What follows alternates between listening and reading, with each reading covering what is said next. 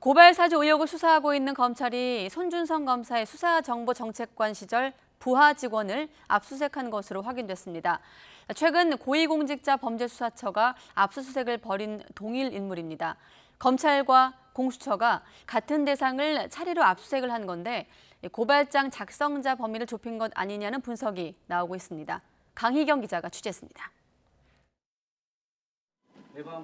고발 사주 의혹 수사에 착수하며 김웅 의원과 손준성 검사에 대한 대대적인 압수수색을 벌였던 고위공직자 범죄수사처가 이번에는 손준성 검사의 수사정보 정책관 시절 부하 직원들을 압수수색했습니다.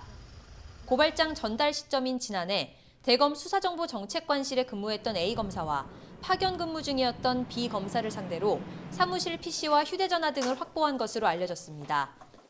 그런데 YTN 취재 결과 같은 사건을 수사하고 있는 서울중앙지검이 공수처에 앞서 A 검사 등에 대한 압수수색에 먼저 나섰던 것으로 파악됐습니다.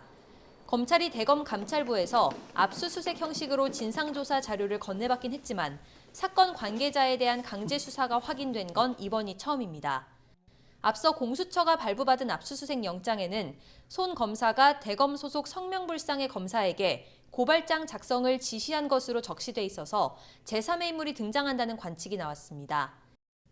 A 검사는 손 검사 밑에서 수사정보를 수집, 관리하는 업무를 맡았는데 이런 상황에서 공수처와 검찰이 같은 인물에 대한 압수수색에 나선 만큼 고발장 작성자 범위가 좁혀지고 있는 것 아니냐는 분석이 나오고 있습니다. 포렌식 결과 고발장 원본 파일 등이 발견되면 주요 관계자들에 대한 소환 조사도 본격적으로 이루어질 것으로 보입니다. 그러나 이번 압수수색에서 볼 수 있듯 중복 수사가 반복될 거란 우려도 적지 않습니다.